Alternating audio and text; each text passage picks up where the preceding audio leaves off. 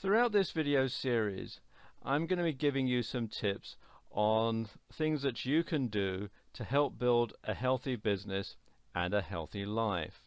And if you're starting out in business, particularly if you're starting out with any sort of an online venture, in the early days you'll probably be working from home.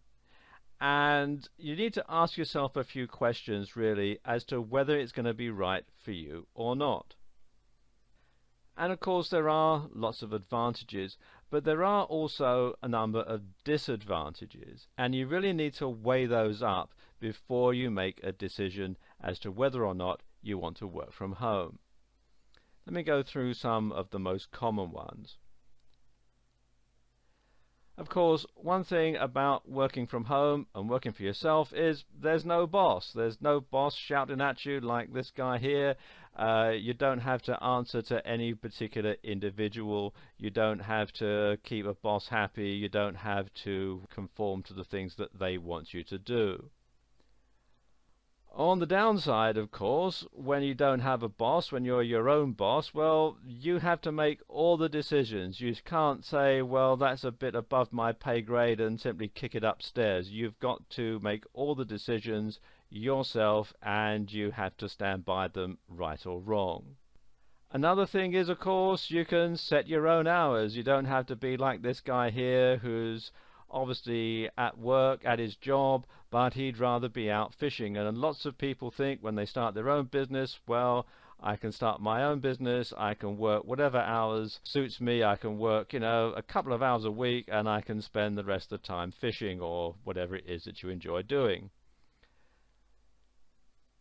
Sadly though, the reality often tends to be a lot like this, because particularly in the early days you're doing everything yourself. Quite often you find that you're working much longer hours than you were in your old job, and quite often you end up like this lady here, working on late into the night, doing things that you didn't do in your old job, because in addition to doing your job you also have to run your business, and that can be very time consuming. And so sometimes you find that you have actually less leisure time when you're your own boss than you do when you work for somebody else.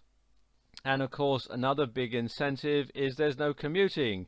You can spend more time with your family because you're working from home. Although the reality often turns out to be a lot more like this lady here. You can see she's trying to work away, but you've got the kids fighting in the foreground there. You've got another child that wants attention. You've got the dog barking, and the next door neighbors are having some work done on their roof, so there's lots of hammering and banging going on. And particularly if you live in a suburb, you'll find that lots of things go on, lots of noisy things go on that you didn't know about because you're away at work. So this is perhaps more typical of something that happens when you're working from home. So before you decide to work from home, you need to ask yourself these questions. First and foremost, are you comfortable making decisions? Because you're the person who's going to have to make all the decisions about the business, about what clients you take on, about what you do, about where you work from, all sorts of things. It all comes down to you. You are the sole decision maker if you run your own business and work from home.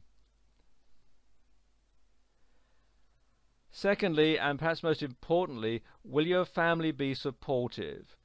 Because if your family is not supportive, you're going to find it very, very difficult to run your own business from home. In fact, I would go so far as to say that if your family isn't supportive, you simply shouldn't do it. You should either stick with your job, or you should find some other workspace that you can work from if your family is not going to be supportive about you working out of the family home. Very importantly, is there somewhere that you can work undisturbed? And just like the lady in that last slide who's got a family around her and it's all very noisy, you need to find somewhere that you can work that is undisturbed, where you're not going to be constantly interrupted by other people, where your train of thought isn't going to be interrupted by noises and other things and people coming and going and that sort of thing. So you need to take that into consideration. And are you self-reliant? You know, are you able, like we were saying earlier on, are you able to make all the decisions? Are you someone who needs support from other people? Are you someone who is happy with their own company? Are you someone who is a leader, or someone who is self-reliant, someone who is able to get on and do things by themselves? They don't need someone telling them what to do. And finally, in a similar thing, do you enjoy your own company, or do you prefer to be with other people all the time?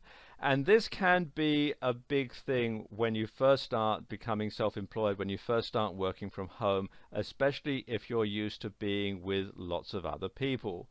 Because, well, you're not with a lot of other people, you're by yourself working at your computer. And if you enjoy your own company, if you're self-reliant, if you're self-motivated, then that's not a problem. But if you're used to working in a big open plan office with people around you all the time, and that's what you enjoy, you're going to find working from home on your own very difficult. In fact, you could be a bit like this guy here. Here we can see him working away at home at his drawing board, but he's reminiscing about times when he had his job and he was surrounded by his colleagues and co-workers, and he generally misses the atmosphere and the buzz of being around other people. Now, I'll cover this in a bit more detail in a later video, but this is something that you really do need to take into consideration. So you need to weigh up the options carefully before you decide whether or not working from home is right for you.